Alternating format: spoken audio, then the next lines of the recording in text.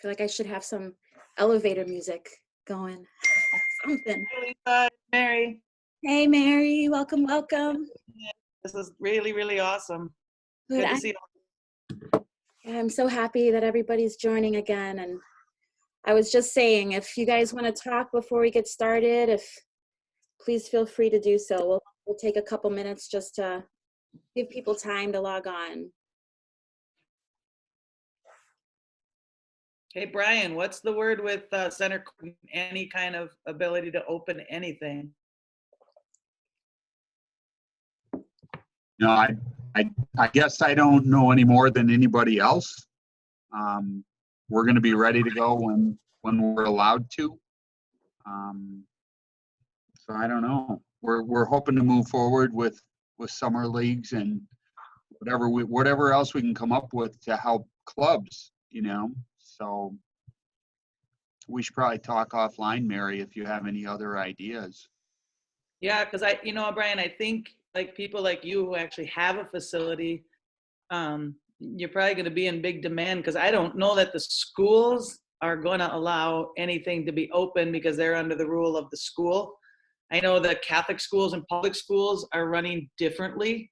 Public schools, I think, absolutely are not going to allow anything to be open unless something were to change till July 1st. But the Catholic schools, they have control over their gyms. So those of you guys that aren't in the Milwaukee area, check Catholic schools too. I rent four Catholic gyms, and they are in communication with the Archdiocese, and the Archdiocese is going to be working closely with the governor and the rules, which will be different than the public schools. So they may not open them to anybody in the actual school, like school sports will not resume, but they may open their doors to renters under the guidelines of how many we're allowed to have in the gym. So you out there that don't have a gym, keep the Catholic and Lutheran schools in mind, because they are running differently. Great. Thank you for that, Mary. A couple more people. Let me just make sure everybody gets in. That is one thing that I've noticed while people have been texting me. The public school system versus the private school system, I think, are two completely different entities and how they will function and run. And it might seem gloomy with public schools, but I think the private schools will want some of that additional funding. If we can provide them with some events, they can start to generate some revenue during this time. Okay. Hey, Lisa, I got something to say about that. Yeah, go ahead, Carol. We run our AU programs out of Whitnall High School, and I've been in touch with the athletic director there, and he's very open to us coming there after everything opens up and there's guidelines. So I wouldn't say no to the public schools if anybody's using those facilities. It's the relationship that you have with whoever you schedule that your teams for practices or whatever with. So I just wanted to let you guys be aware of that. Is this Cheryl that's talking? Yeah. Oh, there you are. Okay, I'm sorry. The screen's growing. It's like a puzzle. Can't find people. Yeah, so I wouldn't shut down the public schools for off-season sports programs yet. I would just communicate with whoever you're dealing with and ask them where they're at with everything. Yeah, that's a good point, because even if the legislation says schools are shut down, they may make an exception for the gymnasium. I'm not sure, but that'll be the kicker. So I am going to get started just so that we can use our time wisely. I did a quick review just at the beginning of our last meeting, and I realized I said about 1,000 times, so I apologize. I sound like my daughter, and I'm yelling at her all the time, and anyway, so we're going to keep this moving professionally, but also in a fun way as well, because I think if you feel like I do, it's a bit overwhelming and you can use a little laughter. So for a very serious, kind of funny, nonsensical video, I wanted to show you guys something that somebody sent to me this morning that I think you would find interesting. if you haven't seen it yet. And I'm just gonna share my screen. And this is about 2 months of our lives summed up in one little video and what we've heard from the news to date. Can you guys see the video? Yes. Yes. Okay, all right, here we go. Yeah, I really don't understand why everybody isn't following the same rules right now. They're very clear. So let's take a minute and let's go over them again. First, you must not leave the house for any reason, unless of course you have a reason, and then you may leave the house. All stores are closed except those that are open. And all stores must close unless, of course, they need to stay open. This virus is deadly, but don't be afraid of it. It can only kill people who are vulnerable and also those who are not vulnerable. We should stay locked down until the virus stops infecting people. And it will only stop infecting people if enough of us get infected that we build immunity. So it is very important that we get infected and also do not get infected. You should not go to the doctor's office or the hospital unless you have to go there. Unless, of course, you are too sick to go there. This virus has no effect on children except for those children in which it affects. The virus remains active on different surfaces for 2 hours or 4 hours or 6 hours, but in most cases it's days and not hours, and it needs a damp environment or a cold environment that is warm and dry in the air, unless the air is plastic. Schools are closed, so you need to homeschool your children unless you can send them to school because you are not home. If you are at home, you can school your children using various portals and online classrooms unless you have poor internet, more than one child, only one computer, or you are working from home. Baking cakes can be considered math, science, or art. If you are home educating, you can include household chores within their education curriculum. And if you are home educating, you may start drinking at approximately 10 a.m. every day. If you are not home educating children, you may also start drinking at approximately 10 a.m. Masks are useless at protecting you against the virus, but you still need to wear one because it can save lives. And in some cases, it may even be mandatory, but also maybe not. You must not go to work, but you can get another job, at which point you may go to work. Stay home. I don't know how many more celebrities we need to have tell you how important it is to go outside and take care of your mental health. There is no shortage of groceries in the supermarket. There are simply many things missing. You don't need to go buy a bunch of toilet paper, but you should buy some in case you need it. If you are sick, you may go out once you are better, but those in your household, they cannot go out once you are better unless, of course, they need to go out. Animals are not affected by the virus, except for that cat that tested positive in Belgium in February, plus a couple tigers. The number of corona-related deaths will be announced daily, but we don't know how many people are infected because we were only testing those who are almost dead to determine if that's what they will die of. The people who die of corona who are not counted won't or will be counted, but maybe not. To help protect yourself during these times, you should be eating well and exercising, but exercising only eating what you have at home to avoid going to the stores unless you need toilet paper or a fence panel. It's important to get fresh air, but don't go to parks, but do go walk in other places. Just don't sit down unless you are old or pregnant.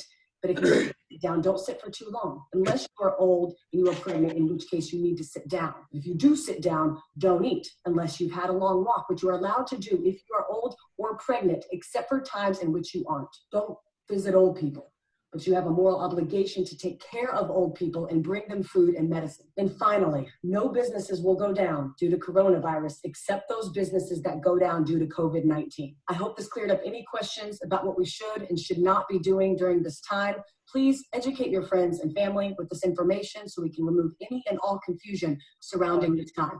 Thank you. Yeah, I really. All right. Send that to Governor Evers. Yeah, right. Oh my God. That's been about how life has been the last 2 months. And you can't run a business when you're hearing 50 different messages saying completely different things. So that's why I'm glad we are together. And I think if we band together and move forward with the same unifying voice, it makes us stronger, and it'll give others in our community and at the government level confidence in what we're doing. So with that, I'm just going to just quickly review the agenda. I did send it out. Oh, let me just double check. There are more people coming in. I did send out the agenda. You can find the resources. Let me just share my screen one more time. You can find resources for notes, for previous videos at blaze365.com. I created a page called Wisconsin Smart Start. So it's blaze365.com/WI Smart Start, where I put some information about how I think we can move as an entity, and the Smart Start plan that was pulled together this weekend, and then notes, videos, all resources are down here, including the survey, a copy of the survey that I said I would share with you, that you can customize, copy it, customize, and use for yourself in your businesses and programs. So the first meeting from last week video is out there. The meeting that Jeremy, Tucker, and I were in on Friday is out there. The email, if I send an email, I'll put those notes out there, as well as any agendas, and then follow-up notes, so that in case you miss something, you can get it, because I'm pretty sure not everybody can meet at the same time. So in terms of the agenda, today we'll start with just a message from Rob Pearson, again from Colorado, the business coach, regarding leadership during this time. Just a quick word on an email that went out from the NCAA and the commission went out yesterday from the NCAA regarding the summer and the viewing period. A legislative update. I see that Jeremy is with us again today. Thank you, Jeremy, for being here. I also, I'll talk a little bit more when we get to this, but I had a phone call with Michael Donatello from Senator Roger Ross' office yesterday, and I'll share with you what he told me in regards to last week's oral arguments and his speculations on what's going on, but I know that Jeremy will share as well his thoughts. We'll review the Smart Start plan, because I think that it'll help everyone, and I want to make sure that you guys understand what's in it, how you can use it, why you can feel like it can give you a foot up when you reach out to your local municipalities, who really are the ones who will enforce any orders or rules that are outstanding from the DHS. And then I really want to spend or provide a lot of time for any of the venue operators that are in today to share where they're at, what they're providing, what they think, what conversations they've had, and really talk as a whole group on a strategy that we can use to approach the summer with phase 1, phase 2, and then of course completely opening. And I know Cheryl has some information on the phases she heard, but Cheryl you can jump in when we get to that point. And then, Yeah, just remind me. Okay, so I'll turn it over to Rob. I'll stop sharing my screen. And Rob, I think I see that you're on. Yep, I'm here. Awesome, you can take it over. Sounds good. Lisa, thanks for having me back. And hello, everybody again. So for those who haven't met me yet, my name is Rob Pearson. I'm actually in a similar shoes to many of you guys. I'm an operator out here in Colorado. I run Colorado Shine, which has been a 20-year club program. But the reason I'm here today, I think, is in the role of one of my other companies is a consulting firm where we have been connecting with organizations around the country, and just through this whole coronavirus experience, and just connecting with coaches to share best practices. And we've been doing some work to help other organizations to optimize their programs at this time. So Lisa, I think it's fantastic what you've done to pull your local community together, and such a great call with so many great resources. So thank you for doing that. And as I'm talking to organizations around the country, this is definitely a very useful tool for everyone to be able to come together and share knowledge, as well as share kind of best practices, and then also share even legislative and strategy as it relates to trying to get back to something that's going to look like normal. So as I've been talking to different coaches around, I thought I'd pull 3 points together that I'm hearing from different organizations around the country. And I guess the perspective here is not so much anything specifically related to Wisconsin, but more specifically related to just kind of the mindset as you guys are approaching something that kind of resembles normal, and as you're creeping back into being able to serve your communities and build your brands and keep your businesses moving forward.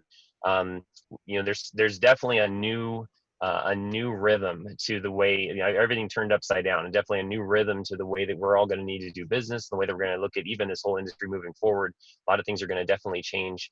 And I think the first and most important point is just to be honest. There's a lot of things that we don't know. I think the most successful programs that I've been talking to around the country have taken a very frank and straightforward approach with their communities. Everyone wants answers. Everyone wants some kind of a plan and some kind of a structure. And depending on where you are in the country, depending on you know, what is happening in your local community, that answer is different for everyone in terms of what we know and then what we are anticipating. And it's that anticipation factor, that gray area, that really has been stressing everybody out right now, because they're trying to put logic and reason around a mysterious cloud of information that they don't even know what the definites are. And so that mindset is a point of encouragement. That mindset is one that is going to drive you nuts if you try to actually, if you're a detail focused person like me and you like to have structure and you're a little bit more type A, this is challenging the first few weeks.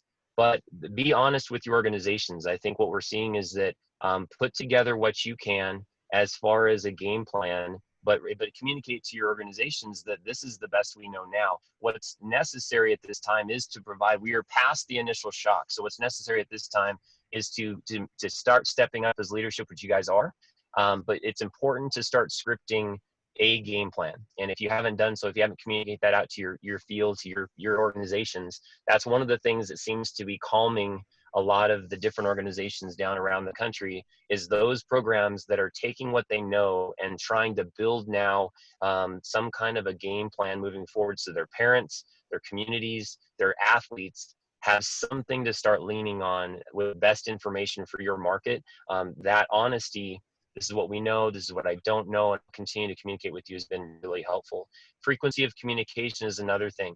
Highly recommend you're talking to your organizations weekly. If you don't have, this environment has challenged us to take a look at different technology platforms that maybe some of us weren't fully comfortable with before. So obviously we're on Zoom a lot more than we've been before, but social media platforms like Twitch and Discord and Instagram Live, Facebook, it's time to start learning those things. And this will forever change the face of how we do business and the face of how you communicate, because our athletes and our families, whether you do it or not, our athletes or families are getting used to now access to digital information, to electronic communication, to mobile-based communication. So it's becoming a new norm and it's becoming expected. And so if your organization doesn't learn how to adopt to that now and learn how to take those things under your wing, the option's not going to be there to turn it off later.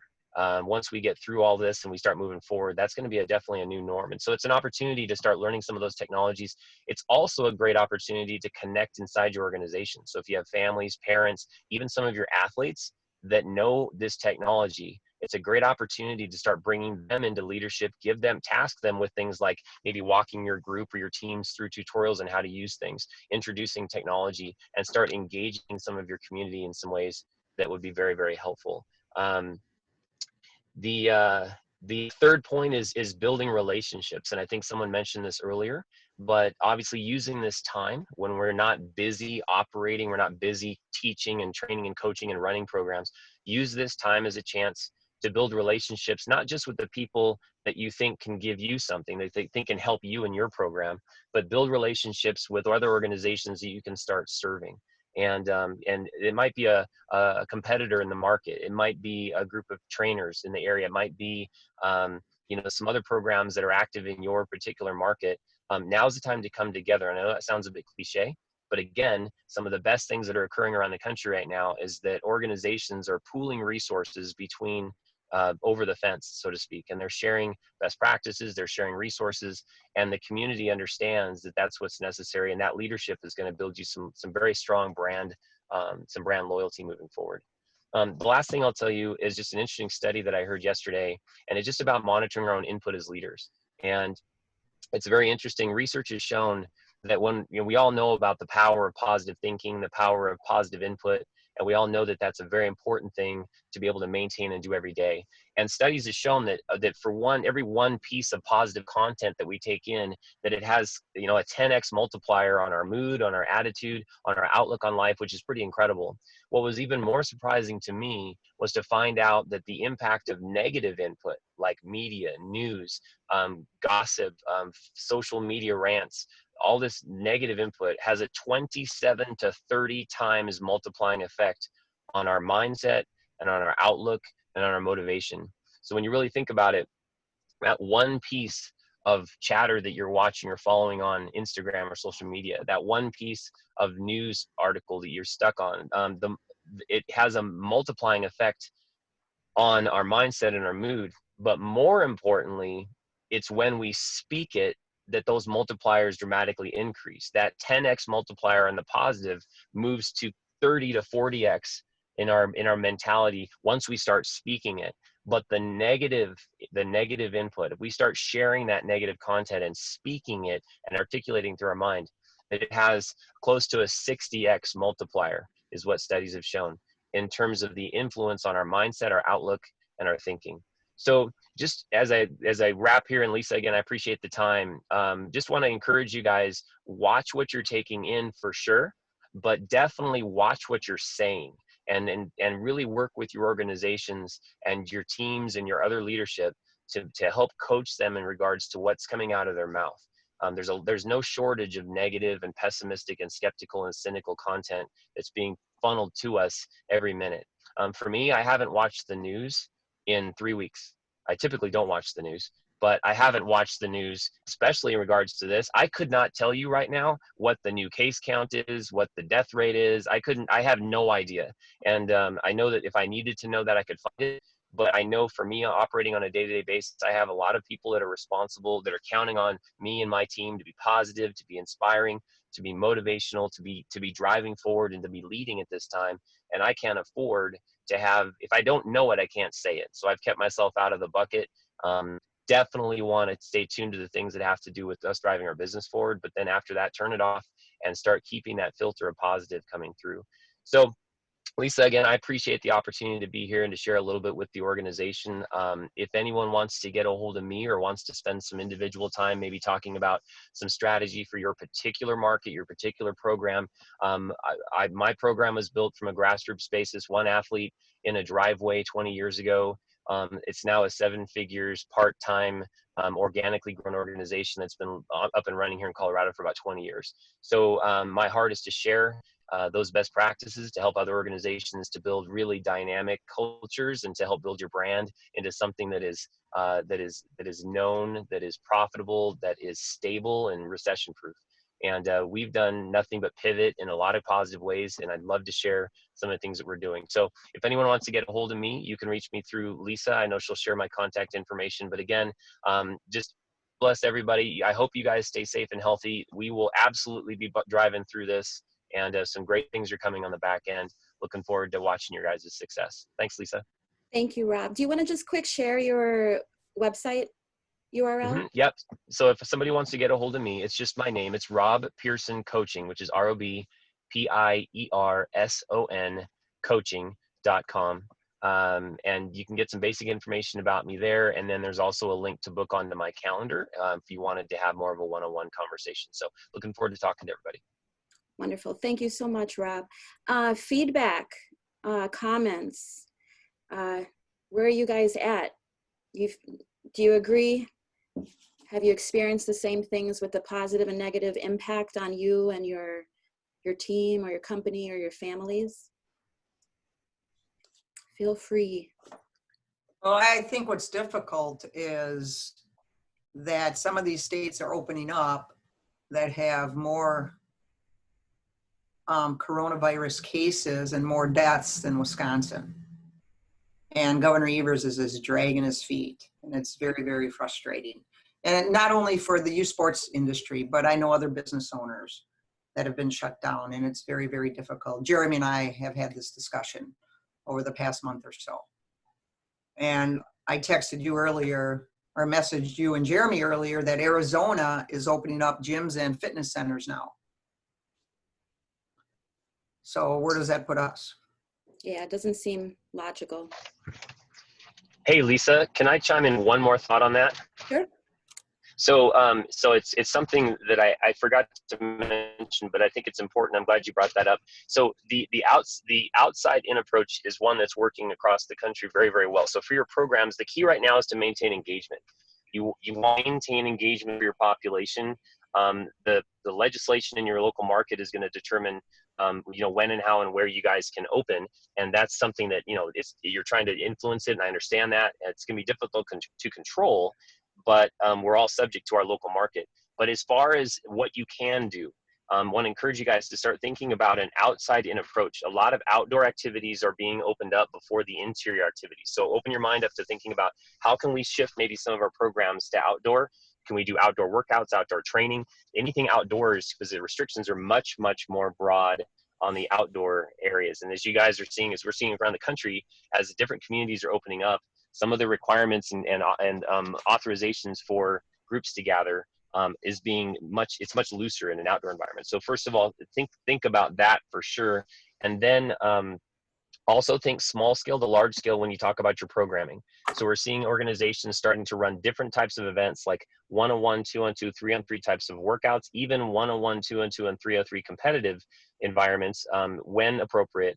But something that is really catching hold is to take the skills, like a skills-based league, and start looking at opportunities to create almost like a skills combine or a skills challenge. We've been sharing this idea across the country, and it's really popular because it allows kids to work individually, but still be part of some kind of a competitive environment.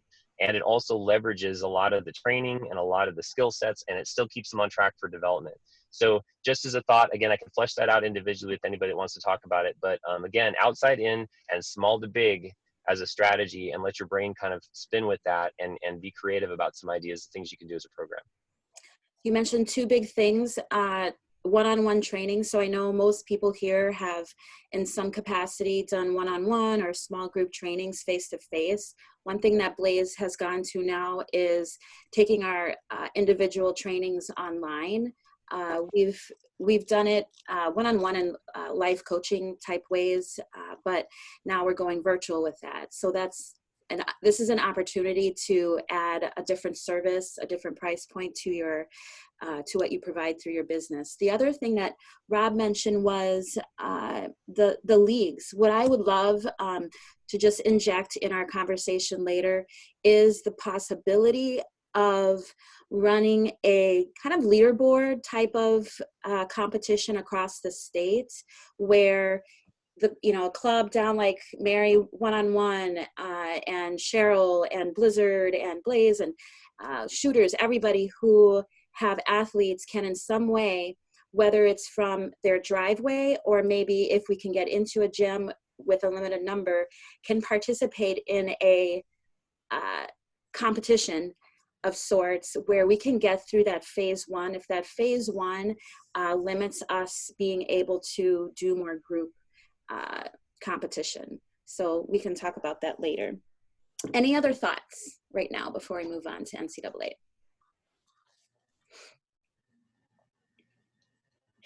Okay, I'm going to share my screen again and jump to the NCAA. Let me grab my notes. So yesterday, an email was sent out just to make sure, in case you haven't seen it, and I'll just read it. Considering what's going on with the pandemic, the boards of directors for the National Association of Basketball Coaches and the Women's Basketball Coaches Association have recommended an extension of the current recruiting dead period through July 31st. And I do have that link to the article, which will provide another link to the actual posting from the NCAA on there. As a reminder, the dead period is defined as no face-to-face contact. Coaches can still communicate via email and phone, text to athletes who are juniors and older, unless you connect younger ones over the phone with them.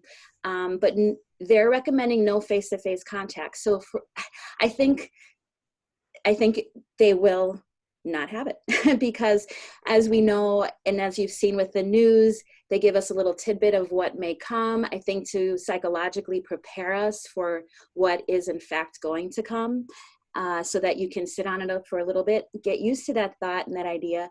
But I think that this will impact our what happens and how we run our summer tournaments. And I've seen a lot of the venues, and I've talked to different venue directors like Adam, and I know that they are working on ways to provide more video streaming opportunities for our tournaments. And I think us as directors who run tournaments like Rich, Blizzard, Crusaders, and theirs, I think everybody here in some capacity runs at least one tournament. I just encourage you to connect with your venue operators to see if they are going to provide, or maybe you can partner in some way to provide some sort of video streaming for the athletes, especially those high school athletes, the 2022s, 2021s. Any thoughts on this topic?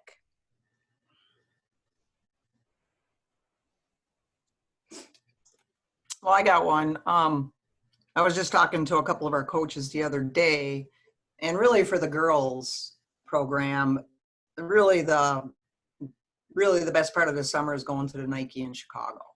I mean, it's just a great experience being at the McCormick Center. They got like 80 basketball courts, probably 800 teams. You got all these coaches going around, and it's just an awesome experience to take girls out of their environment to see what's across the country and that level of talent. So with that being said, I heard Nike's still going to run their tournament, but they're now looking for another location because the governor in Illinois shut down any events taking place at the McCormick Center. And I just think this is going to be a snowball effect. So what are we going to do to help out these boys?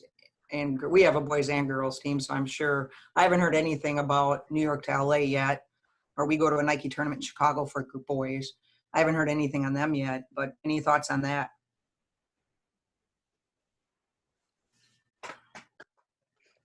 Yeah, I haven't seen anything from the boys' side.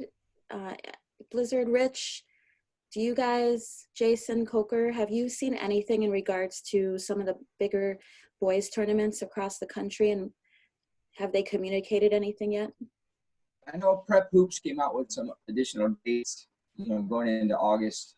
I think that's kind of the plan. I know NY2LA still hasn't officially canceled his July tournaments, but he has all the way through May 31st. But I did just receive something from Prep Hoops that they're just keep moving everything back. So they have some August dates now as well. We're going to, with the high school kids, if you got a football player, they start August 4th. So that first weekend will probably be the last weekend that those kids could participate. But, there's less and less of the 2-3 sport athletes. So you still can put some teams together, but you maybe some kids may miss out after that August date. I know the girls volleyball starts additional week after that.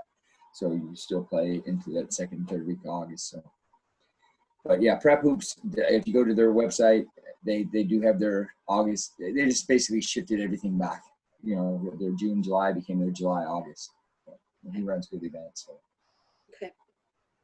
Yeah, and I'm sure that we'll hear more from them in regards to capacity.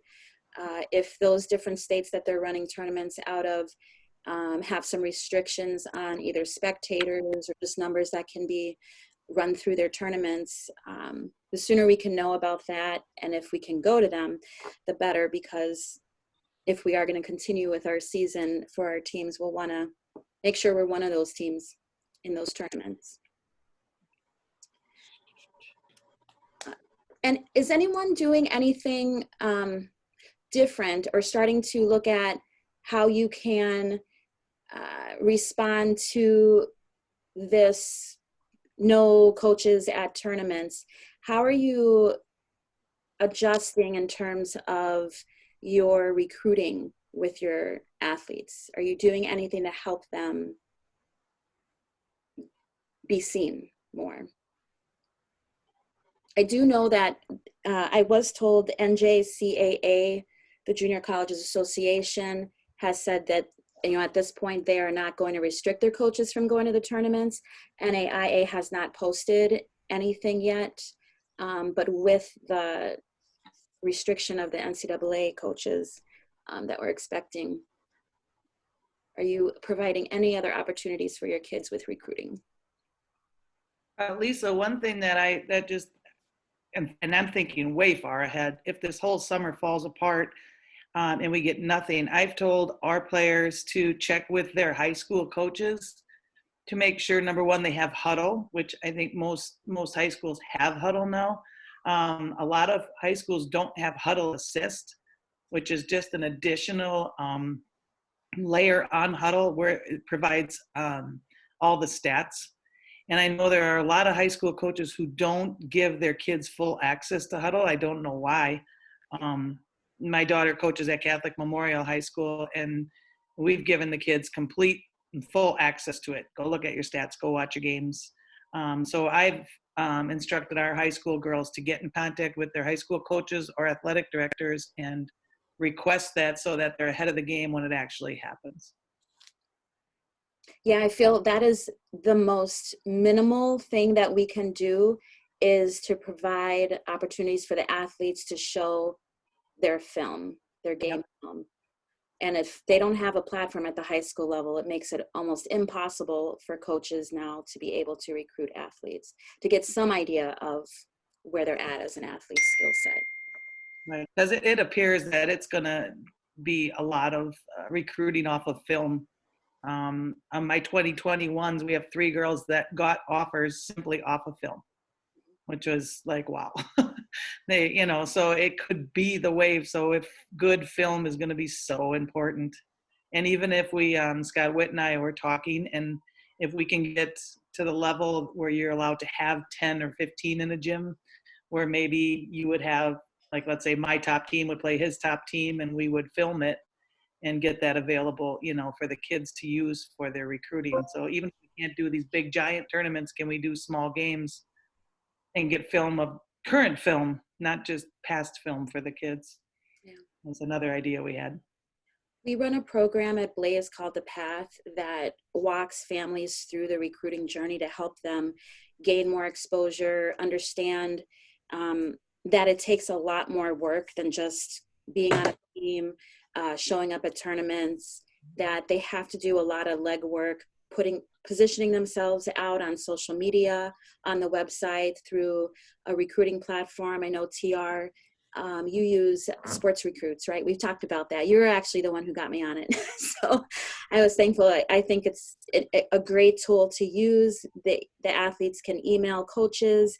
They can see the coaches. They can get messages back from the coaches, but they can also see the coaches' activities if they look at their profile, if they watch their film. It gives them a gauge of, hey, if they're interested. And I just continue to encourage them, continue to reach out, put yourself out there, because the louder voice you have, just like us in this dilemma, the more we can put ourselves out there, the stronger we'll be. They'll come out on top. The college coaches I've spoken to recently, they all have more time on their hands than usual to look at the videos and the emails that where, during the season, and without everybody being stuck at home, a lot of that stuff gets passed over. But the ones I've talked to have said, yeah, I got a little bit more time on my hands right now too to do some of that video recruiting. Yeah, thanks, Rich. There was a college coach I was talking to who said she actually has in an interesting way enjoyed this time, because she said that her recruiting of the athletes, the conversations she's having with them, has been actually deeper. They've just been able to connect more. Now that they're using Zoom, people are getting used to just interacting in that way online. She said that she's found this time to actually be, it's just helped in her recruiting and getting to know those athletes. So they want to hear from them. And they have 100 emails going through. So I always tell our athletes, keep pushing them out. Any other comments on the NCAA? Okay, so I'm going to go to our next section in regards to legislative updates. And I am going to highly rely on Jeremy Thiesfeld, our representative from Assembly District number 52 out of Fond du Lac.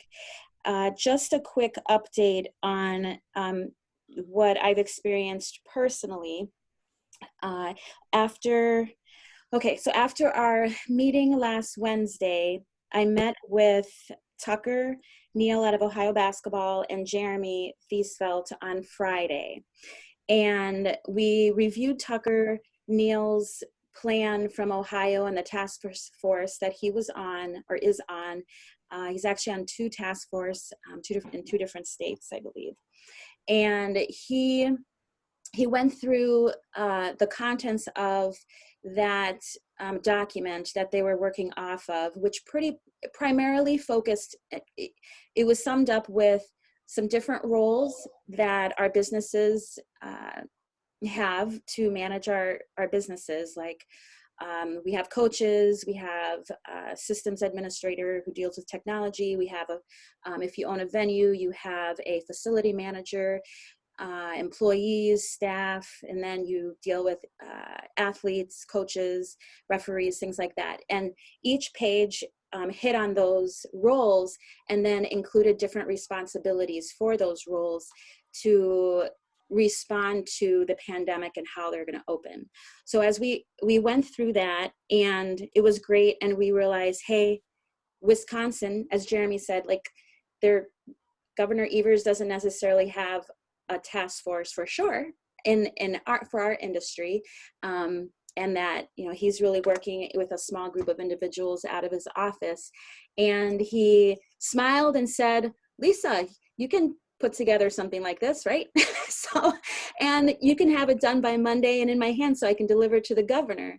And I said, sure, Jeremy, I can do that. So I took, just to let you know, I took what Tucker had pulled together with their task force. I modified it, I added to it, I expanded it, I tried to tweak it for Wisconsin. And over the Mother's Day weekend, and with some feedback from different people helping me pull it together, we pulled together the Wisconsin Smart Start Plan. And it's a guideline that is seriously usable for everybody in this meeting and people who are not here. Anybody in sports and fitness can take this plan and apply it to their organization. It's very comprehensive and customizable. But what's great about the plan is, and I'll go through these different parts in a little bit, but what's great about the plan is what it will do is you can take this, and I think what Jeremy really made me realize is that the people who are most important to you right now and moving forward are your local municipalities, the people who enforce the law in your town and in your county, and communicating with them, whether or not you have a venue, but even if you run teams, to get on their side and let them know that you are capable of organizing and running your program safely is important. And I shared this document with Jeremy, and I then emailed it off to Senator Roger Ross' office, and they called me yesterday. Michael Donatello out of that office called me. And Jeremy, I'm just going to start sharing what he told me about what's going on, but please feel free to jump in because it was just a phone call. I couldn't record it. And he used some terminology that I had to look up the definitions for later. So I want to make sure that I don't misspeak. And I really want to hear from you who knows more about this. I know you eat and breathe this every single day. So I'm sharing my screen right now. And I actually went onto Wisconsin Eye that hosts the videos for the Wisconsin legislator versus Andrea Palm oral arguments from May 5th, and then all the other videos that and meetings that are being posted in the legislature. And Michael, he actually said that they've received a lot of different, and I'm sure Jeremy has as well, a lot of different plans. And he said that the Smart Start plan was by far the most thorough and comprehensive. And he asked if he could pass it on, or he said he's going to share it with Roger Roth. And he asked if he could pass it on to the Wisconsin Economic Development Program. And I was like, sure. So Good job, Lisa. Good job. I'm looking out for you guys. So I'm taking everything I know I've learned from you guys and in this whole journey of being part of sports and fitness and tried to apply it. And what he stated was that Governor Tony Evers' state of emergency, as we know, expired midnight on May 11th. What was that, Monday night? Yes. Yeah. Yes. Okay, and that it can be extended or revoked through Wisconsin Statute 353. Safer at Home, the Safer at Home order does not expire until May 26th. So we know that as of right now. Jeremy, there hasn't been any new updates, has there, like this morning that I don't know about? Oh, every time my phone dings, I run to it. Okay. So far, nothing. So the Wisconsin Supreme Court said they were going to make a decision Monday and nothing's happened? Well, they've never committed to a time frame. That's all just been speculation. So I believe they want to come out with a decision as soon as they have it ready, because they would not have taken the case on as quickly as they did if they weren't interested in coming to a quick resolution. That's true. That's a good point, Jeremy. But, So- you know, oftentimes these things take a year. They know we don't have that long. So if I was to make another guess and be wrong again as to when I think a decision will come out, you know, yesterday was the first day anybody could have changed anything based on the 60-day orders. Well, very few people would have been prepared to do that anyway. And so maybe some people were taking time to prepare yesterday and possibly be looking to open up their business today or tomorrow or next week. So I think that the court probably feels they've got a couple days of leeway in there while people make preparations to open up. Because I don't talk to anybody, even those on the governor's side, I don't talk to anybody who thinks that the governor is going to win this case. Jeremy, is it okay if I give a little bit of background from what I heard from you last week, for anybody who's new this week, as to what this oral argument was and not the legalities, but pretty much what was argued last week? Sure, I can do that, whichever way you'd like. Okay, I try to summarize it in layman's terms, except for one word. So basically what I was told and what Jeremy said last week, and correct me if I'm wrong, Jeremy, the legislature is arguing that the order that was put out, this Safer at Home order, is a rule according to Wisconsin Statute 252.02 that was promulgated by an agency, and this is the word I had to look up. Promulgated just means that it was put into effect. It's a law or decree that was put into effect by official proclamation. So the order was enacted and put out by an agency, the DHS, Department of Health and Services, but the agency couldn't act on its own.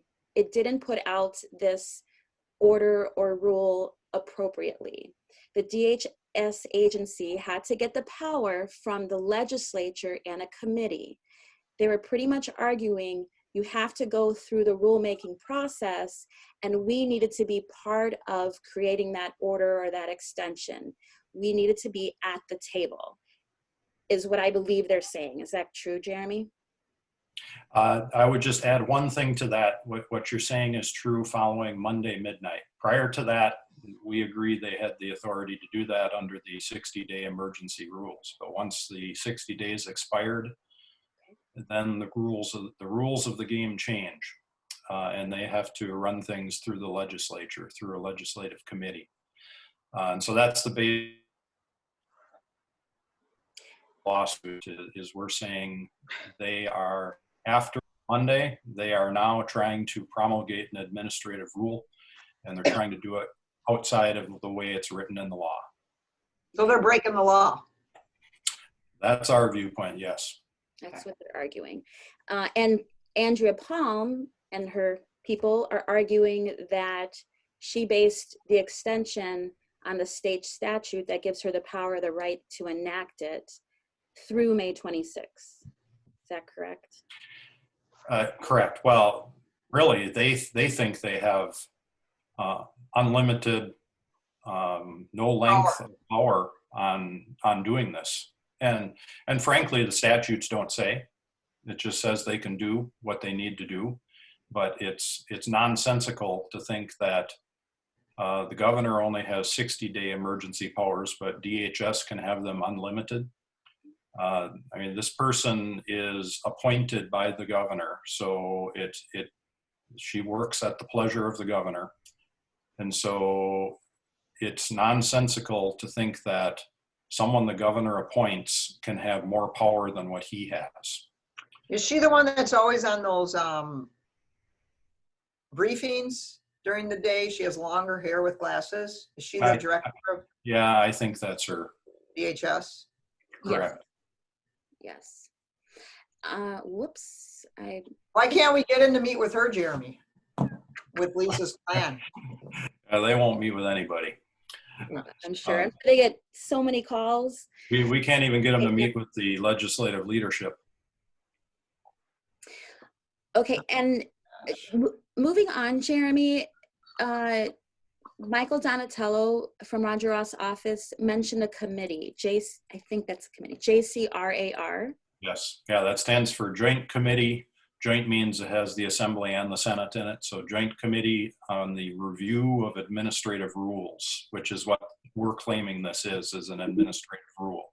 So if the court determines that the legislature is correct, they would then have to, if they want to continue this process that they've put in place, the governor's office, they would have to promulgate an emergency rule, which would have to run through that committee that you mentioned, the JCRAR.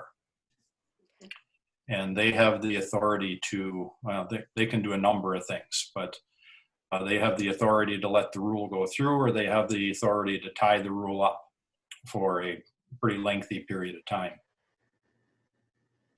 So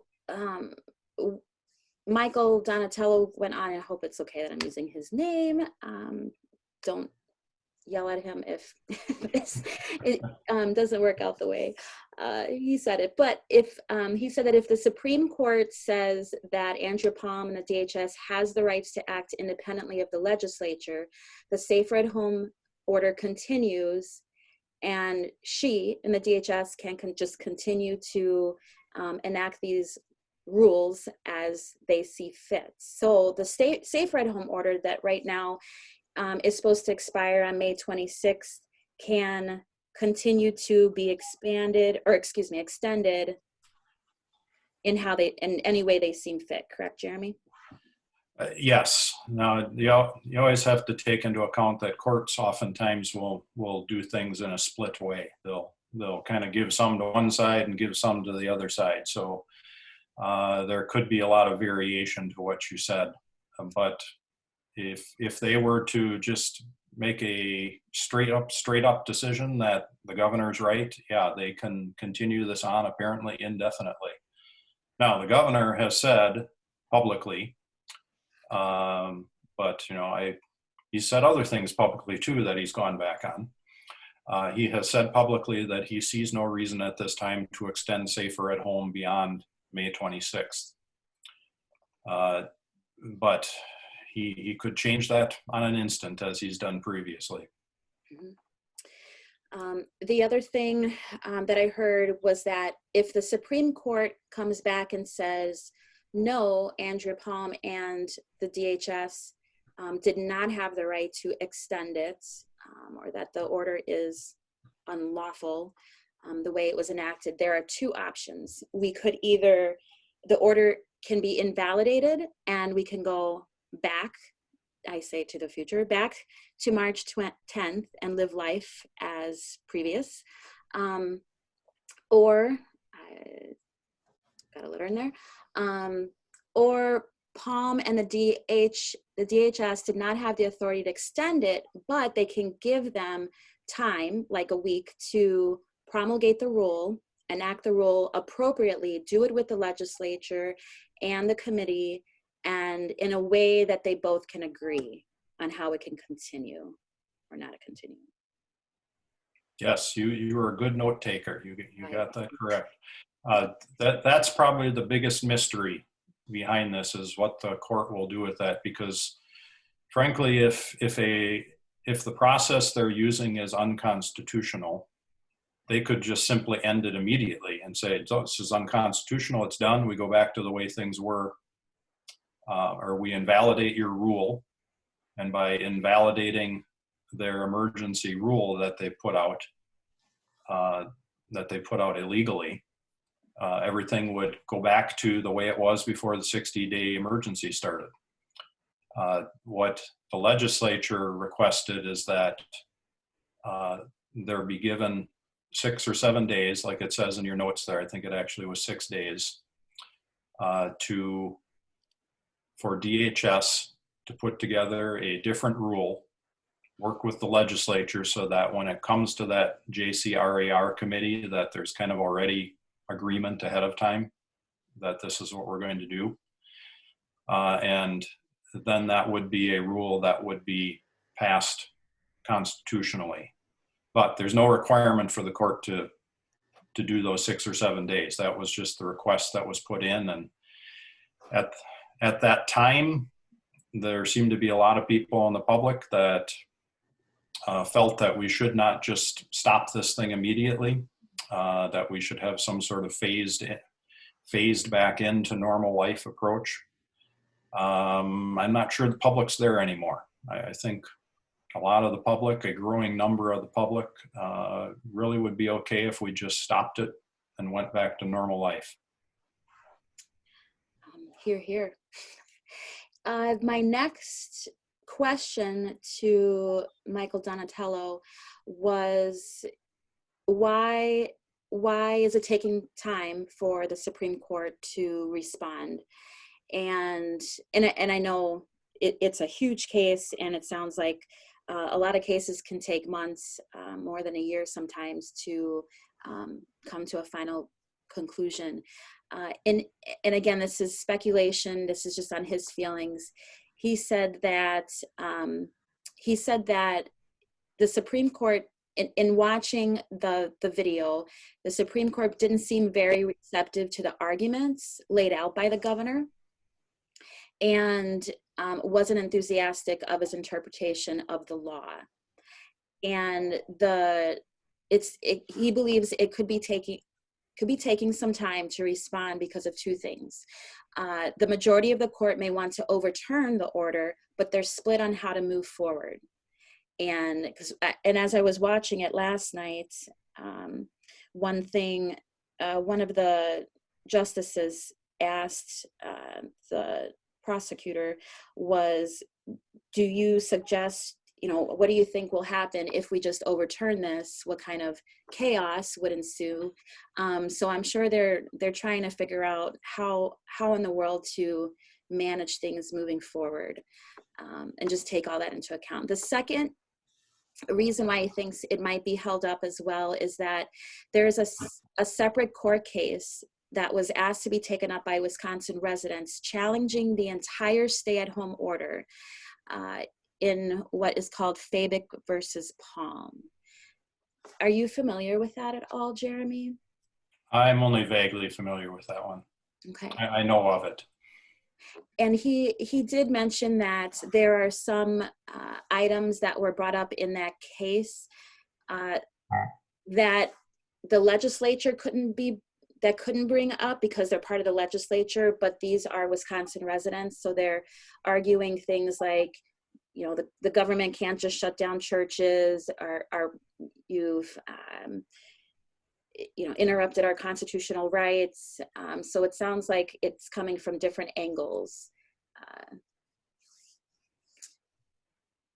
in regards to, then I asked in regards to the Safer at Home being law and enforcement of that law, I asked, so I said, I'm seeing a lot of different things out on the news and social media. Some bars in certain counties are opening up, like right in the next county over from us. So we're in Outagamie County and Wapaka County. All the bars decided that they're just going to open. So they're all open. Last week, and I just found out about this yesterday, somebody was in a boat. They went up to one of the bars off the river, and there's 50 people in the bar, and they're just back to business as usual. And that's in one county, and it's allowed, or the law isn't, the officers aren't coming and putting anybody in jail. But then there are other counties where that's not the case, and businesses are being told, if you open up, like in Outagamie, if you open up, you will be given a warning. You will be then fined if you continue to stay open, and we will take more action beyond that. And so I said, is the Safer at Home order, quote unquote, law? And he says it is as it stands today. And all regulations are enforceable by local law officials and, not the DEA, and the district attorney. And he said it is the complete discretion of local municipalities like state troopers and the district attorney on if, when, and how they will enforce the law. Do you agree? Do you have any other inputs in that, Jeremy? Oh, he hit it right on the head. That's why I indicated your local municipalities are going to be very important during this period of time. You know, I know in Fond du Lac, there was a bar that opened yesterday, and the police visited, but they didn't shut them down. Which one, Jeremy? Was that one on the way to Oakfield? Oh, off of 151. Yes. I was hoping Girls on their way. Coliseum was open or something to go get some food and sit in a restaurant. There you go. Well, that's a good sign. Yes. Yeah, so I don't know if they'll visit again today, where they were just kind of surprised to see somebody open, or if they will just continue to operate, because if they're going to continue to operate, others are going to open up too. Yeah, and as far as the delay that Mr. Donatello gave you, the reasons behind the delay, the one about the other case is an interesting one, because I hadn't heard that one before. But it's possible, and there was another one that was lawsuit that was filed yesterday. So there are actually 3 lawsuits filed against the governor. But the Supreme Court has only taken the one on what's called an original action, meaning it doesn't have to go through the lower courts. They just take it immediately. So the other 2 are still in that long process that would have to go through the lower courts. So that's a surprise to me if he thinks that they possibly are reviewing those cases as well.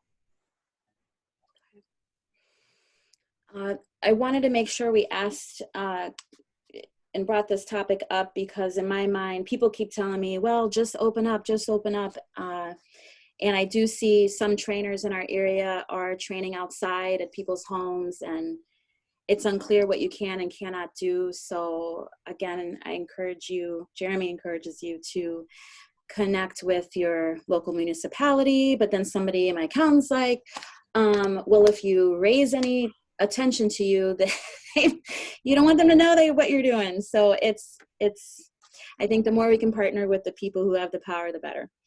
I'm going to move forward because I really want to jump to Jeremy. Do you have anything else you want to say? No, I don't think so. I have some other stuff to get to, so I'm probably going to step off here. I intended to wait until this meeting was done to send that letter off to the governor and all the information. So if there are any further changes, just try to get it to me before, let's say before 5. Okay, sounds good. I actually It's at 4 o'clock, so I could hopefully get it. I made a version change a couple days ago from feedback that I got after the original was created and printed and sent to you. Any updates I put out on the website on that Wisconsin Smart Start page. And I got some more feedback from Kyler from Just a Game, and I'm gonna adjust it slightly there. So any recent updates, just so everybody know that it's out on that page. You can always find it there. Thank you, Jeremy. Yeah, just Thank you, based Jeremy. on, if you get any comments on this meeting where you want to make another change, I'll hold off a little bit yet. Sounds good. Okay, have a good day, everybody. Thank you. Thanks, Jeremy. Okay, no, I really want to get to give time to our venue operators. So I am going to just quickly breeze through the Smart Start plan. You can take time on your own to read it, review it, analyze it, send feedback, because this is for you, and if you're going to use it, you should have a voice in it to make sure that you can apply it to how you can move forward. You can find, like I said, the updated plan out on the Blaze365.com with WI Smart Start page. Letters to Jeremy and the senator are out there.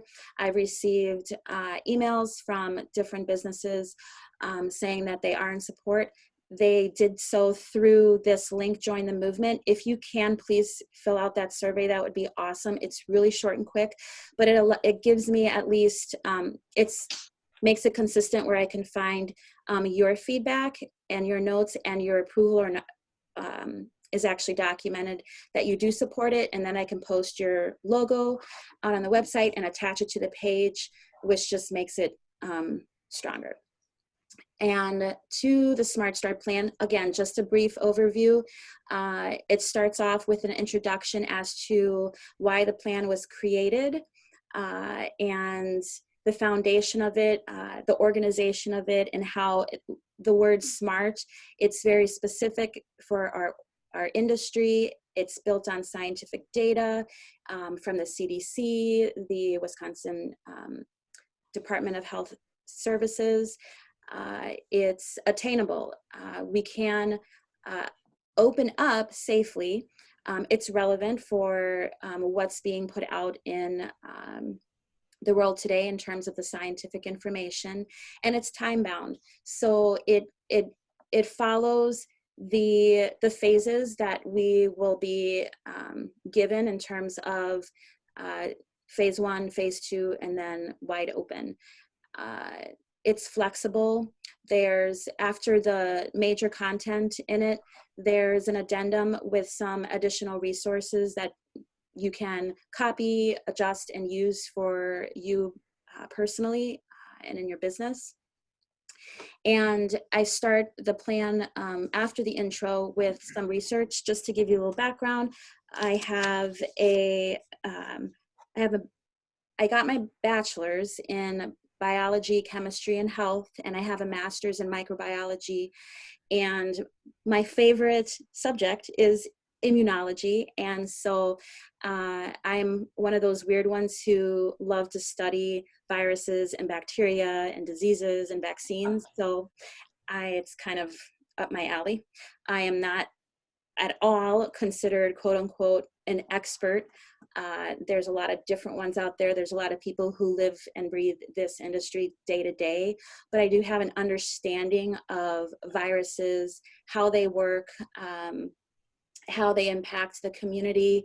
And I have a lot of background in reading scientific articles, how to assess them, how to present them, and actually the whole PCR thing that they were talking about in terms of doing the testing, it's polymerase chain reaction. And I actually did that in my studies as a master's student. It was very intriguing. It's kind of, I just love biology and chemistry, and I'm a geek in that way. And it is one reason why I got into sports and fitness industry. In this research, I do give a background of why we believe that we can open and run our businesses safely because of the data that we see and because of how microbes work in community and how we can't expect that we're going to completely shut down viruses. That's just part of our daily lives. And it's going to go through the community, whether or not we want it to. Everybody will be exposed, and maybe not all at one time. And that's what the community, the Department of Health was hoping, that we would slow things down so that the hospitals would not get overwhelmed. And I think in the beginning, absolutely, it was imperative that our hospital system didn't get overwhelmed, and we didn't know much about the virus. So we needed to, I completely agreed with in the beginning, enacting those orders so that we can learn about the virus, figure it out, give us time to save as many people, as they said, save as many people as possible. That is their job as the health department, and they are there to support us, to protect us. But once we start learning about the virus and the impact in the community, with or without a safe red home order, we see that, and again, I am speaking from my personal research, and it's in this document, that the virus isn't as deadly. If anything, those high death rates, as we know, had to do with those who were immunocompromised, but also because we didn't know how to treat and how to handle this this pandemic. We didn't know a lot about the virus. Doctors were making decisions they didn't have experience on with this virus. So we saw a high mortality rate at first because we just didn't know how to respond to it. But now that we know, we're ready to go. So the next section talks about, it's actually a guide for you on if you're looking for one major page to just say, what do I got to do moving forward? This is the page number 10. And it just goes through, okay, these are the different steps that you should approach or can take an approach in your businesses to help you deal with. I first got to think about my facility. If I'm a venue operator, or if you're a coach that's going to use a venue, please understand that the venue operators have to deal with this. And the more you can work with them and follow their guidelines, it'll make everybody's lives much more easy. But it goes through all the steps that you can take to communicate to your community, but also enact in your facilities and on your teams to move forward safely. So it's a guide for this whole plan. And then the next section goes into roles and responsibilities. And the major roles that are dealt with are, if you have a facility manager, you can give them this page: employee, staff, event administration, technology in regards to contact tracing, your teams, your coaches, who you interact with at events, your coaches. What are some of the things that you should tell your coaches that they're responsible for because of the law that's out in the community right now that we need to follow? And then spectators, what are the responsibilities of spectators, or should be the responsibilities of spectators as they come through our events? So you can go through all of these. This was pretty much a first draft and second draft in terms of creating it. I did put in phase 1, phase 2, phase 3 for certain things, and Kyler from Just a Game said, hey, I don't want to approve it right now because you do say close drinking fountains, but is that forever? And obviously it's not. But it's a good point that he makes because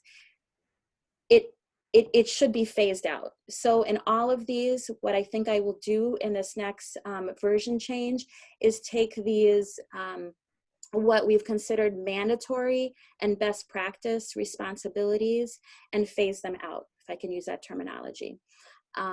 It can be used right now. It's 2 levels in terms of these are the things based on the law that we see we have to address, that we should be have to do in our organizations. The best practice is, hey, if you have more money, more time, more resources, here are some best practices that maybe you want to implement in reopening. So then you can see that for all of these different roles. And then the addendum, we put in just an email that you can communicate out, which actually entails how Blaze is looking to reopen our facility and with a limited capacity. And this was like, we had this like back in March. So that's one reason why I was ticked, because I'm like, I could have done this back in March. We didn't need a shutdown. So, but you can take this, you can rewrite it for you personally and your organizations. I put out an addendum B, a waiver, and I would like to, like, that can be our major next topic, but next week, but a waiver because of knowing insurance may not cover anybody getting sick with COVID, depending on what the law says or does not say. So it covers you, and you get all the information that you need to show that's you've asked somebody, are they sick? Are they not sick? What are their symptoms? I was encouraged to tell you that you can mandate that people do this at home. They bring this form in, they take the time to do it then, and they have it signed and they hand it to you, rather than stopping everybody and taking their temperature. It could create other issues in terms of stalling people coming through your venue. In addition, there's diagrams of how you can expand your facilities to follow social distancing guidelines, taking the number, like in a bigger venue, taking the 74 courts, pulling a number of them out to, again, abide by the social guideline rules. And then there's a number of resources that the plan references from the language that's throughout this document, and additional resources for owners. Any version updates, I did put on the very last page, so there's no question as to, well, 2 days ago it said this. Anything that's changed, I've noted. So there's information there. And so I know we are over, and I apologize, but if you can stay on, I know it's very important for the venue operators to have a voice. If we can start with, anybody have questions on the plan right now? Great job, Lisa. Awesome information. Good job. Thank you. Again, this plan is out there. If you can go to that website and fill out the survey, it's a Google form. It's really quick. That would really help to push this through to the governor's desk and put it in the right hands of people so that you can use it to say, hey, I'm opening up tomorrow and this is how I'm doing it.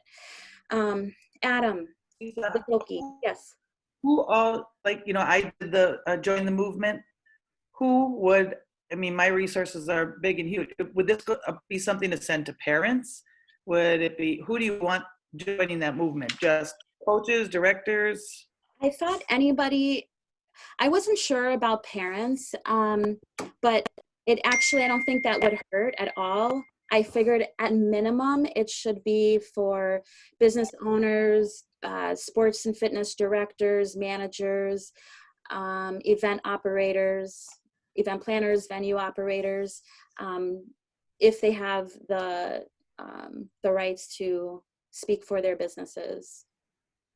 I agree, Lisa. We should keep it with other youth sports programs and those that run different facilities and programs. Then when you start bringing the parents in, it could get kind of chaotic with changes they want. And is that something we really want to manage? I know that in the survey, notes can be, or feedback can be given, but I'm on the back end reviewing those. So and others will be reviewing the plan as well as it's drafted. So we don't have to necessarily worry about, I know what you're saying, where everybody, there's too many chickens in the hen house, nothing gets. Yeah, because we can just let our families know that we have the Wisconsin Smart Start program. And what I'm telling my families is, I was on a call last Wednesday. We had over 30 individuals on it, not only in Wisconsin, but from other states. And I'm going to let them know this week that we're implementing the Wisconsin Smart Start program. And we want to get in the gym as soon as possible. And that's all they need to know. Then if each individual program wants to do, you know, like a one-page review or whatever, I think less is more. Mhm. Just to let the parents know that we're on top of this. Mhm. And then we talked a little bit, I just messaged Jeremy about, I don't know if anyone's aware of this, we've met 5 out of the 6 criteria to enter phase 1 in Wisconsin. I don't know if anyone's aware of that. So there's one more criteria to meet, then we enter phase 1. Well, I messaged Jeremy, I forgot to ask him when he was on, does phase I'm 1 back. Jeremy, are you back? Yeah, I came back. I got a minute here, so. Oh, good. I was just talking about, I saw on the news that 5 out of the 6 criteria has been met for entering phase 1. So when we meet that 6 criteria, do we stay in phase 1 for 2 weeks? And then can we go into phase 2? When we enter phase 2, they're allowing gatherings up to 50 people, which the majority of us can start basketball practices. And I think our goal would be, could we do that, you know, May 30th and 31st, start our AU practices? Is that practical?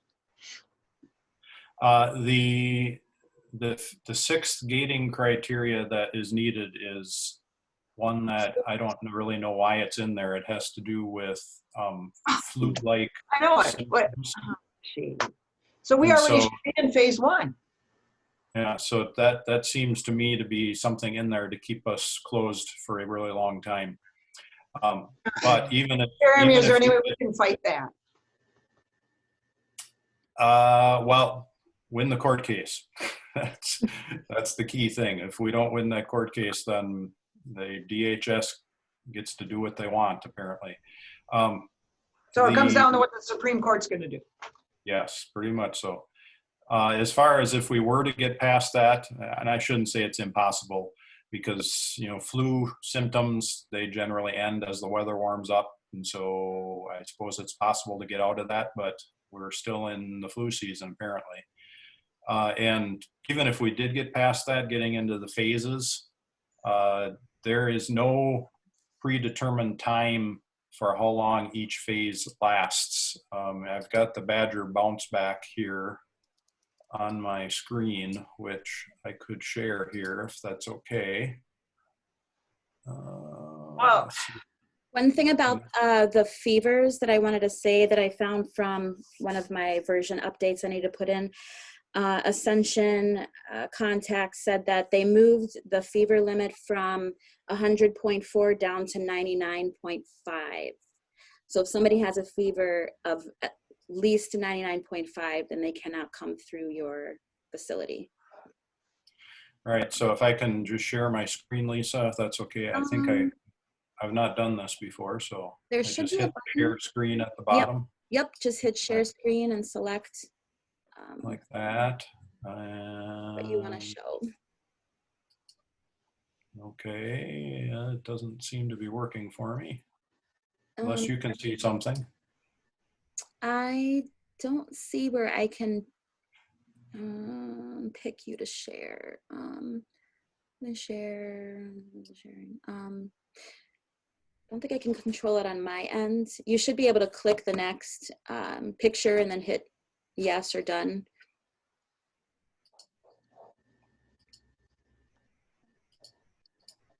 If you want, you could always send me what you're looking at and I can share it. Okay. Well, and it's not all that detailed. I can just tell you what it says too. But if you Google Badger Bounce Back, it'll take you to the DHS website where it gives you what the plan actually shows. And there's a box that shows all the different criteria for each of the phases. And in each of the boxes, it says based on reevaluation of criteria and core responsibilities. So in other words, DHS is going to reevaluate, vision, okay, we can move from 1 to 2 and 2 to 3, and then 3 to being done, presumably.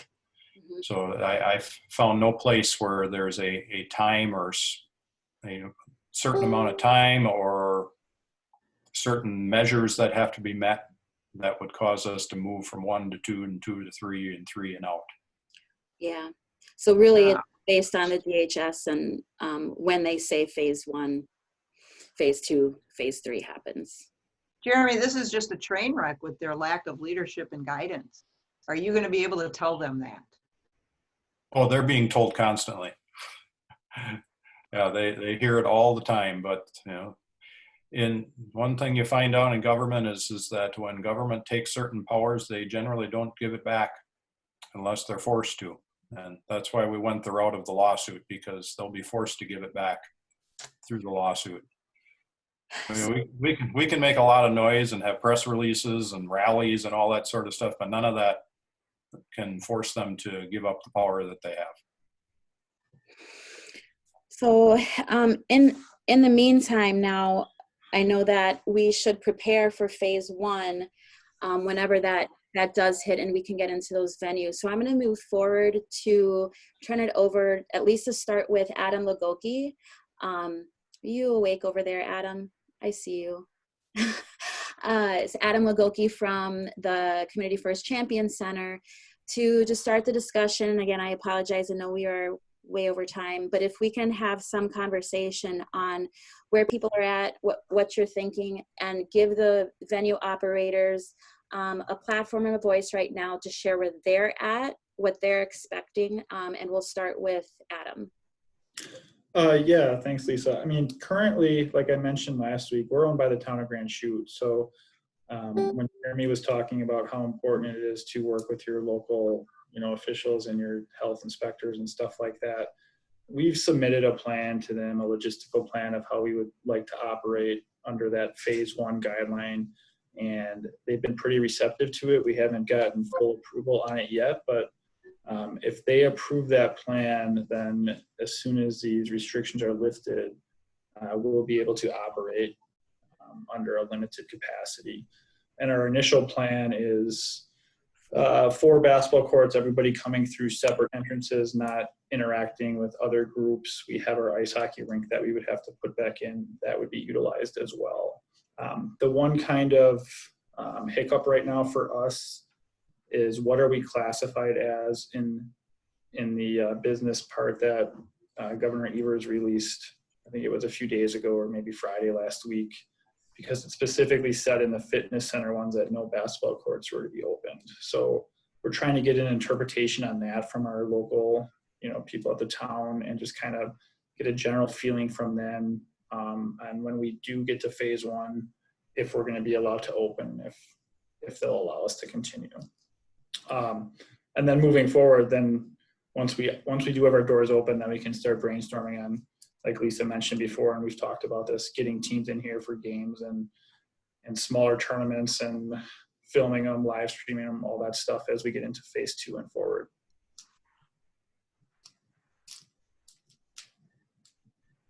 Adam, what is your capacity right now that you see for phase 1? Do you have enough time to open up your venue to 2 clubs, 3, 4, 5 clubs, or anybody? So the proposal that we're pushing right now, and for those of you who don't know, we have two separate almost field houses or arena areas, each have 4 basketball courts in them. So what we can do is bring people in emergency exit doors into each space, I guess, for up to 4 courts and keep them completely separate. So we're hoping for 4 courts at a time for a max of 10 people per court. And then, like I said, we have processes in place to make sure none of those 10 people interact with another group while they're in our facility. And then everybody will come in a completely different entrance, so there will be no overlapping of anybody. And our lobby and stuff will be closed, and Bathrooms will be, we have locker rooms and things like that. So it'll be, pretty restricted on where you can go once you're in our facility. If that goes well, we have a few other options, a few other doors and back staircases and things you can take that we could potentially get up to 6 courts, where we could maybe run 6 courts at a time in that 10-person max, just kind of depending on how the fire chief feels and how the town feels. And I guess if the demand is there, or, how the public feels about that. Awesome. So basically, clubs can reach out to you to at least get on your list to see, like Blaze. Did you get information yet? So I'm waiting for it. Yeah, I'm waiting for the influx. The minute we might have to hire a separate scheduling person, I guess, the minute we're allowed to open again for at least that first couple of weeks. So. Okay. But yes, anybody feel free to reach out. Awesome. And on that agenda, I did hyperlink all the venue operators' names, so you can, it takes you to their email.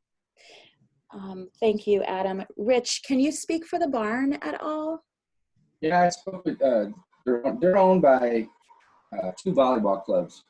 So they are following whatever there's a volleyball federation. I know you know more about them than I do. The Blaze have volleyball. There's a volleyball federation that they're a part of, and whatever that federation's putting down, that's what they have to follow.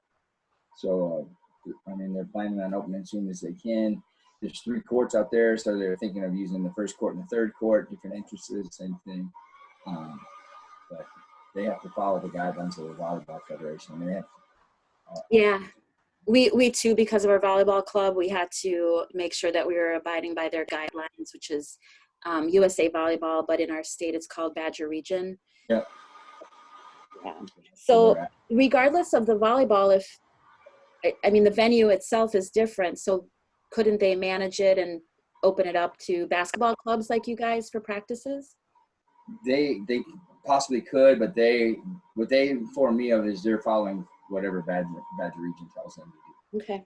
That's their main gig is the volleyball. So. Okay. Are they giving you opportunities to run tournaments there this summer? Yeah. So we already had our Blizzard tournament scheduled for July 11th and 12th, and then we're adding a couple of events in August. But it's all depending on when they can open the doors. Okay. Center court, is Staffelt family here? Brian? Hi, Lisa. Brian Staffelt here. Thank you, Brian. Hi, good morning, everybody. Very similar to what Adam said, we are trying to determine what is going to be allowable. We've also got a multitude of entrances and exits. So, the traffic flow is something that we feel that we have quite a bit of flexibility with. We have a small balcony, which can help in some separation if we need it. It's not really as large as some. I don't think as large as what the Champion Center has. We also have 9 outdoor sand volleyball courts. So we've been approached by people regarding doing some things outside. So if that's something that offers options for volleyball or actually any other activities, people are actually asking about other leagues and things. That's one thing as well. Our 5 basketball courts, we're trying to figure out what the separation could be. We might have to restructure or reconfigure where some benches are. Again, depending on what's allowable through all of the phases. So, we're hoping to open up. We have a large summer league for youth teams, typically Sunday through Thursday. I don't know if that's going to be allowed. We'd still run it even if we couldn't have fans. A number of the AAU clubs have asked about maybe doing some little mini tournaments, and we're certainly open to doing that.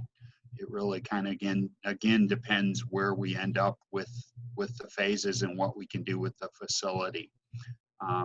Actually, as we speak, we're getting our last coat put on the floors. It hasn't been painted or resurfaced in about 9 years, so we're excited to get somebody in here to play on what's a real basketball court for a change. So I don't know what else to say, but we're kind of trying to work through it with multiple plans and options. So if anybody has any questions or any ideas, feel free to reach out to me or my son Dustin Staffeld as well. Great, thank you, Brian. Matt from SEA, Sports Enhancement Academy. Yeah, thanks, Lisa. Yeah, I kind of want to echo, we're kind of in the same boat as Adam and Brian. We also have 2 different facilities, so we'd be able to get quite a few clubs in. We've had clubs reaching out from as far as Chicago already to us, trying to get time. But obviously, we want to make sure that we try to take care of as many Wisconsin clubs as possible before we let other programs in from out of state. I think it's going to be a big issue as far as getting time for everyone. So if you do want to rent time from us at SEA, it'd be better to reach out soon so we can try to work out a schedule or something like that before it's available right away. But yeah, we're kind of in the same boat. We're hoping we can start running July tournaments in some sort of capacity. So we'll be starting our first tournament July, that second week in July after July 4th. And probably go into August now that we'll have to make up for some time, and hopefully we can get as many kids on the court as possible. But yeah, we're kind of in the same boat as Adam and Brian, just trying to figure out what will be available to us and when. But we're hoping July we'll be able to do some sort of events. Okay, thank you, Matt. Mm-hmm. And then Kyler had to jump off. He had to go, but I know he sent a chat message that said that they are running tournaments. They're planning on running tournaments in July and August, and to reach out if you have any questions. For those venue operators and actually for the directors, would you guys be interested in at all entertaining some sort of challenge or competition in June when we're in that first phase to give your clubs additional opportunity to get in the gym, or to give them, your athletes, some additional competition that they might miss out on that they couldn't have, you can't make up in July because we're going to be cramming everything in a short period of time. Would anybody be interested in having a separate meeting on just that, coming up with an idea, brainstorming idea on what we could do for June, and potentially provide these venue operators some additional monies or resources during the day as well? Speak up now or forever hold your peace. Yes, no, it could be either one. And you can tell me why. It's okay. Nobody's interested? So pretty much, are you guys thinking if we do kick off, you're just going to do standard practices? I know right now under phase 1, we're talking about just having 1 hour practices. If court time is limited, days are limited, just doing 1 hour practices to get all our teams in, and then see what tournaments are available. Thoughts on how you guys are planning on kicking off your season, or ideas? Hi, Lisa. This is Scott Witt from Wisconsin Impact. Thanks for being on the call, Scott. Yeah, thanks for all the work you've done on this. It's obviously an incredible amount of work, so thank you for that. I don't want to be a buzzkill, but I don't understand how in phase 1 and phase 2 we're going to be able to have anything that resembles a normal practice or competition when the guidelines say that social distancing has to be practiced. And I understand that maybe with this Smart Start thing that's going on here, maybe that will get lifted. But as the rule currently reads, it doesn't look like to me that we can do regular practices and regular competitions of any sort until we get to phase 3.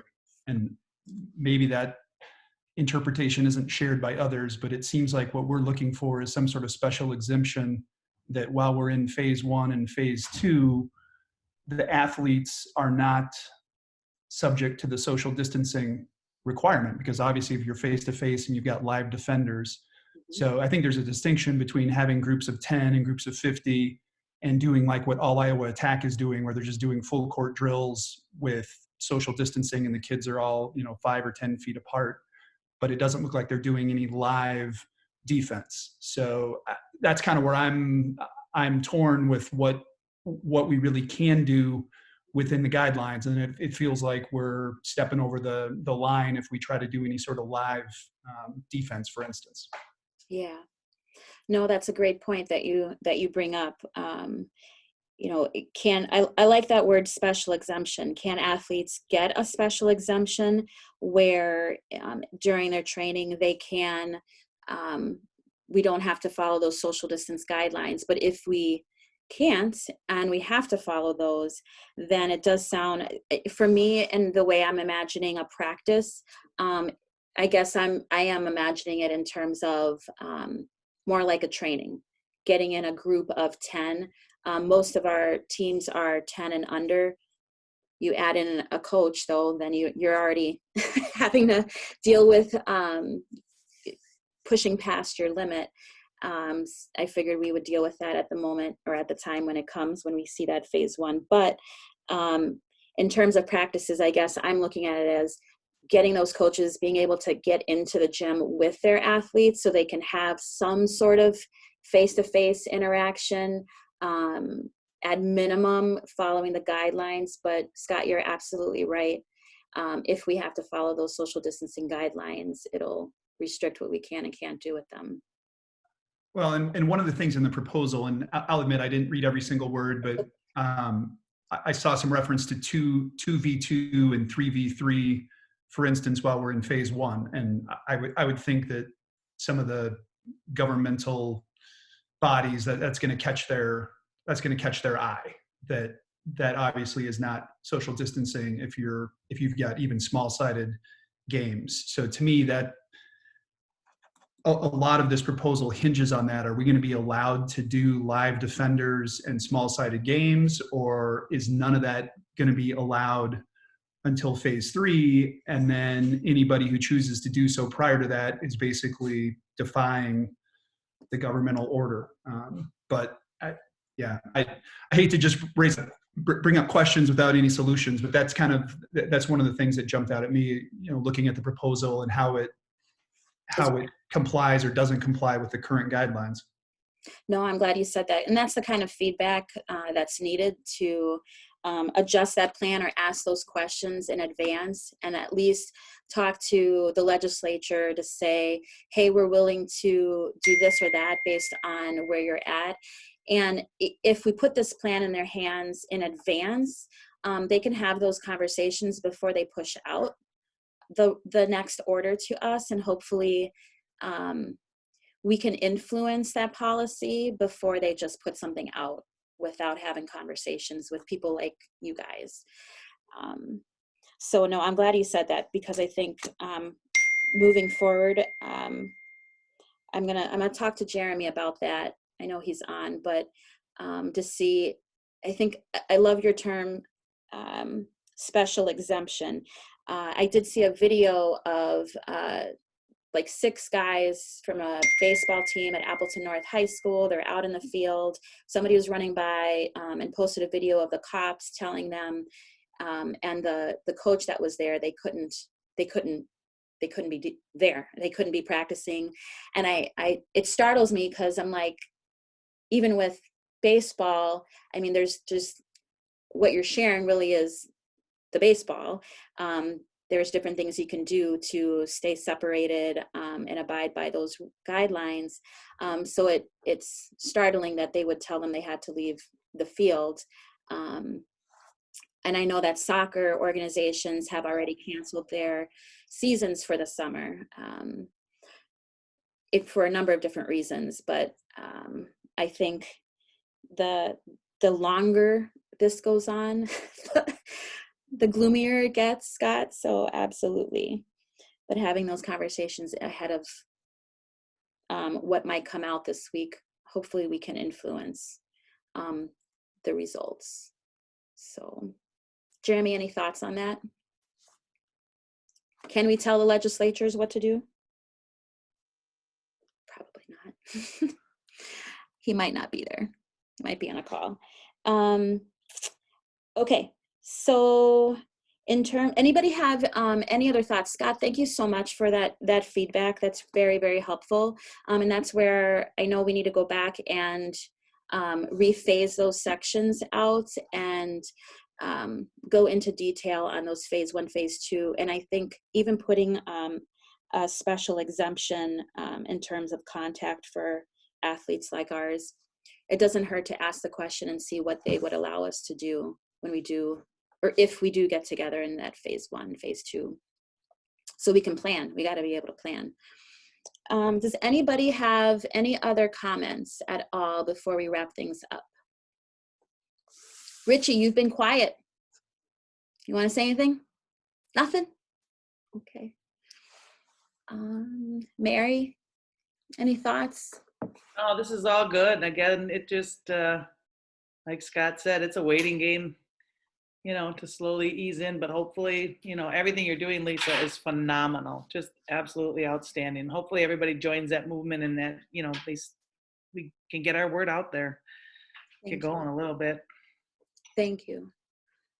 Kara, from the west side of the state?